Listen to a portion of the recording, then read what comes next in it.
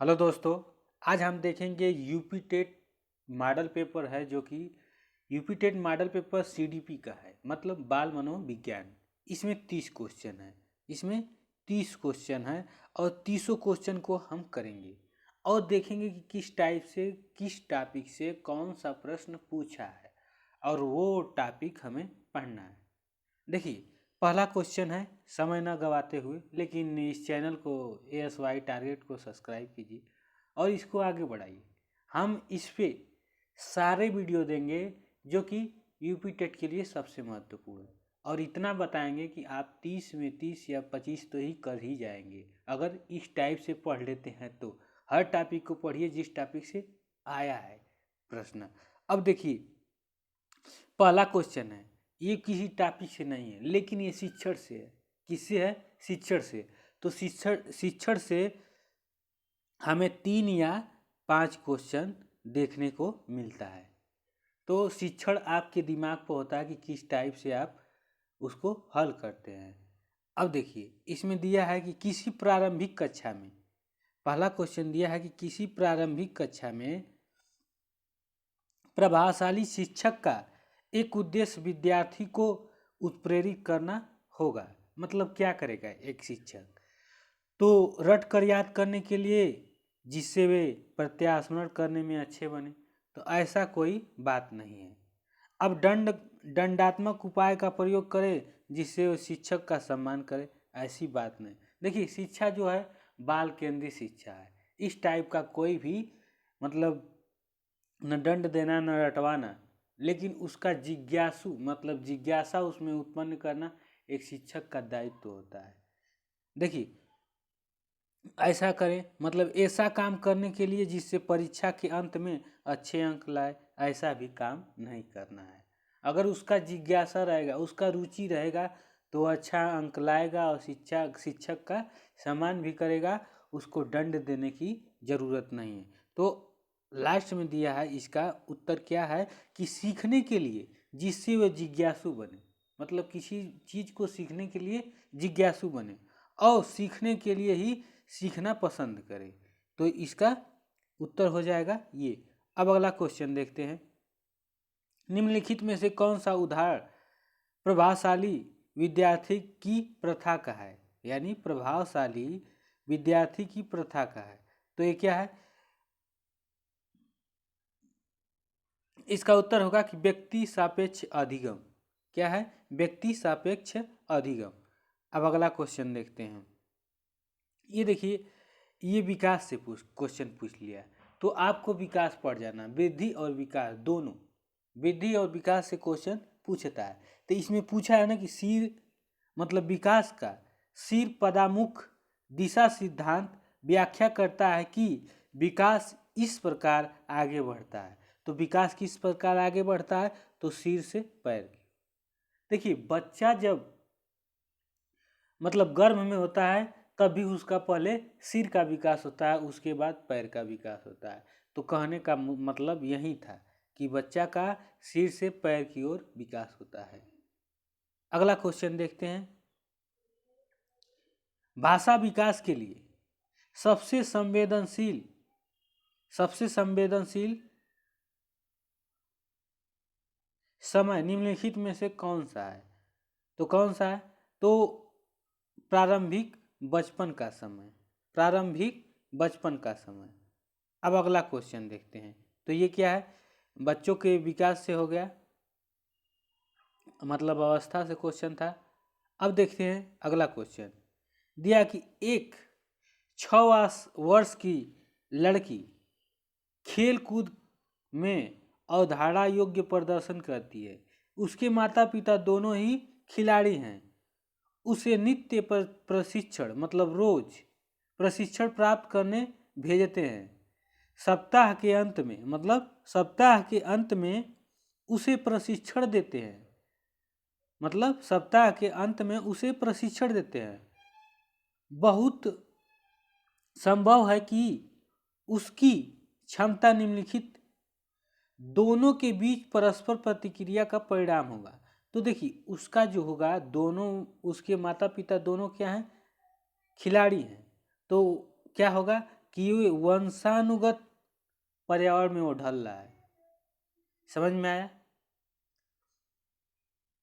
अब देखिए अगला क्वेश्चन, ये समाजीकरण से पूछ लिया, तो समाजीकरण से एक क्वेश्चन जरूर आता है। देखिए निम्नलिखित में से समाजीकरण के गौड़ वाहक हो सकता है, तो समाजीकरण के गौड़ वाहक हो सकता है कौन? विद्यालय और परिवार, विद्यालय और पास पड़ोस, विद्यालय और पास पड़ोस। अगला देखते हैं, निम्नलिखित में से कौन सी विशेषता प्रतिभावान विद्यार्थी की है? प्रतिभावान विद्यार्थी की है। तो देखिए इसका उत्तर देखते हैं, यदि कक्षा की गतिविधि अधिक चुनौती नहीं होती तो वह कम प्रेरित अनुभव करता और उब जाता है। अगला क्वेश्चन, एक शिक्षिका अपनी प्राथमिक कक्षा में प्रभावी अधिगम को बढ़ा सकती है। कैसे बढ़ाएगी?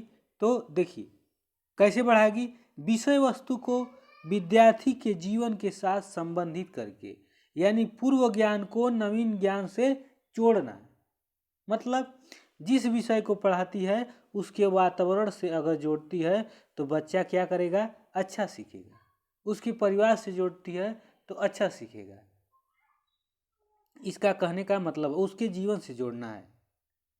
अब देखिए एक पूछ लिया जीन पियाजे, जीन पियाजे से, जीन पियाजे मुख्य रूप से किसके अध्ययन के लिए जाने जाते हैं? तो जीन पियाजे का संज्ञानात्मक विकास। तो आप जीन पियाजे पढ़ जाइए। जीन पियाजे ने 4 सिद्धांत मतलब 4 अवस्था बताए थे, और चारों अवस्था कौन सी?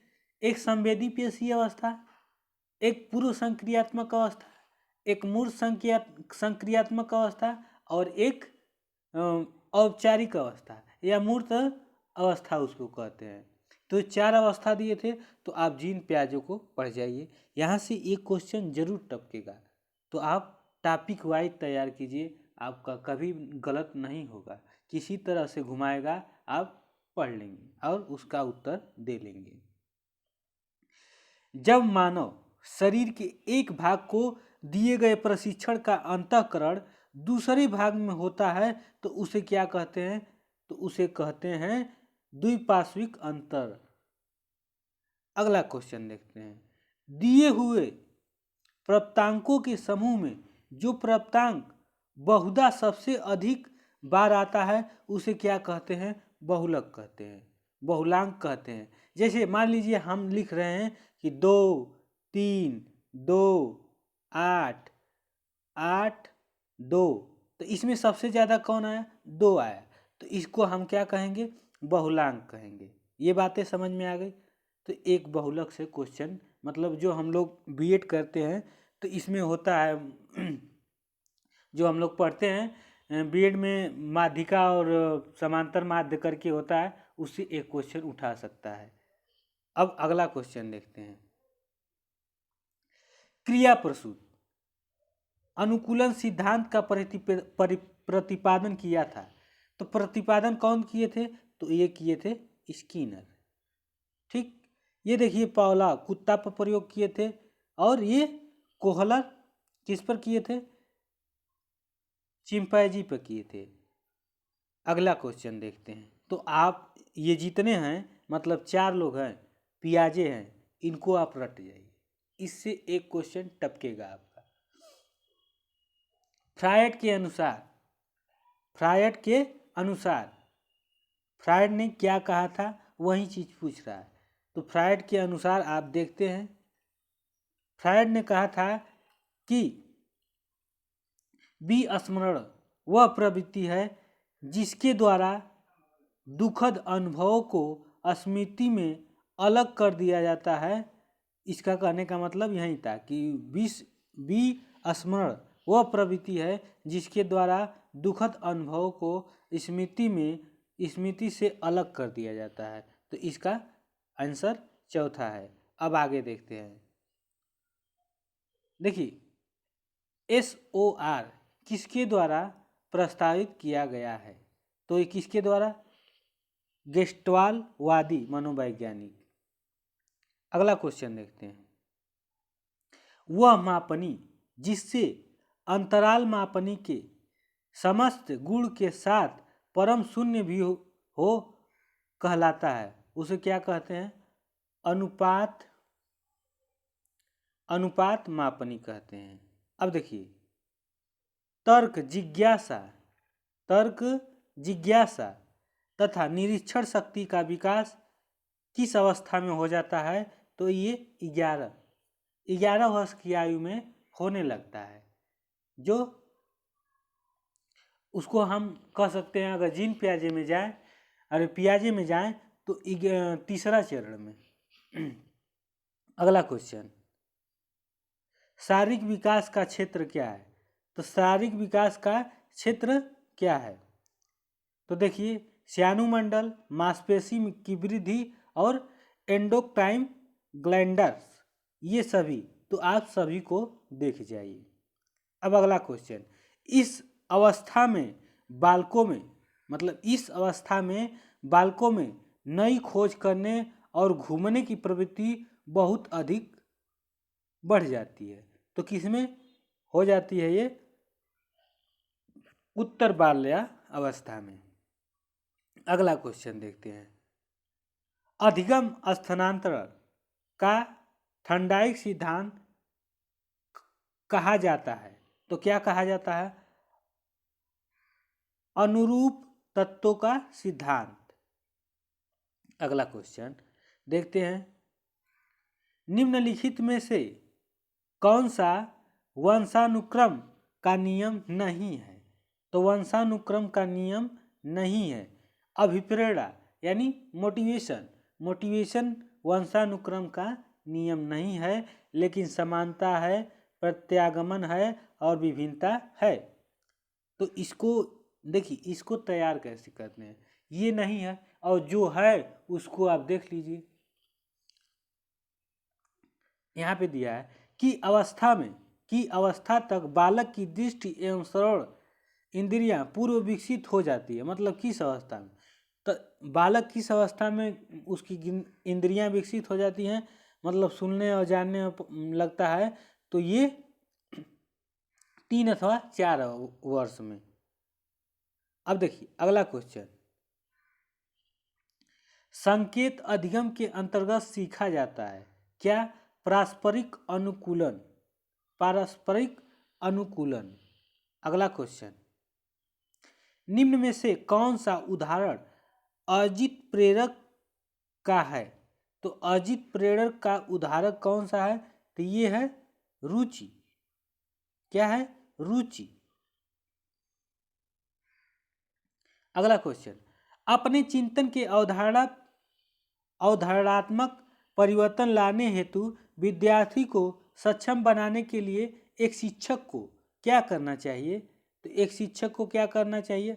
अस्पष्ट और अस्वस्थ करने वाली व्याख्या देती है, मतलब करने वाली व्याख्या देनी चाहिए तथा विद्यार्थी के साथ चर्चा करनी चाहिए।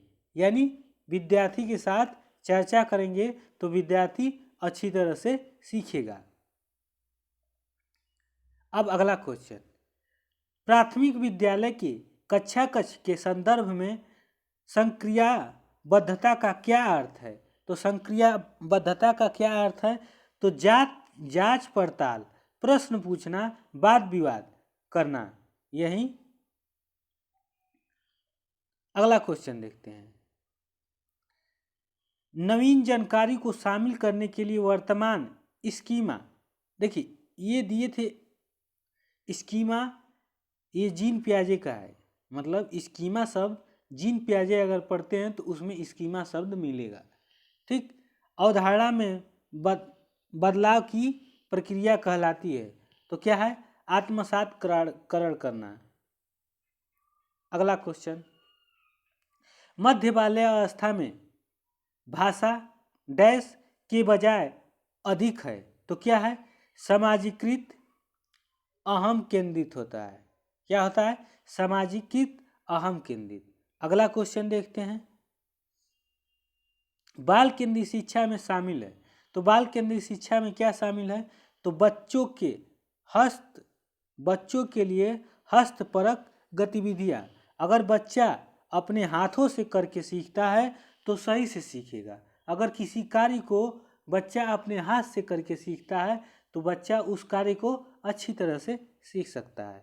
अब अगला क्वेश्चन, कक्षा अध्यापक ने राघव को अपनी कक्षा में, ये देखिए ये पूछा है किससे, ये शिक्षण है। एक कक्षा अध्यापक ने राघव को अपनी कक्षा में अपने कीबोर्ड पर स्वयं द्वारा तैयार किया गया मधुर संगीत बजाते हुए देखा। कक्षा अध्यापक ने विचार किया कि राघव में मतलब डैश बुद्धि उच्चरित थी। तो देखिए वो संगीत गा रहा था तो ये संगीतमय बुद्धि। ये शिक्षण से क्वेश्चन है। अब देखिए कोहलर से पूछ लिया। कोहलर के अनुसार शिक्षक बच्चों में नैतिक मूल्यों का विकास कर सकता है। कैसे कर सकता है? तो नैतिक मुद्दों पर आधारित चर्चा में उन्हें शामिल करके। अगर नैतिक मूल्य की कोई चर्चा यानी विशेषता है तो उसमें बच्चा को शामिल करेंगे तो उसमें नैतिक गुणों का विकास हो सकता है, मतलब होगा। इसी के साथ ये 30 क्वेश्चन थे और ये वीडियो समाप्त हो गया। अब क्या करेंगे, इसको मतलब इस चैनल को आप सब्सक्राइब करिए और शेयर कीजिए। नमस्कार दोस्त, वंदे मातरम, जय हिंद, जय भारत। इसी के साथ ये वीडियो समाप्त होती हुई।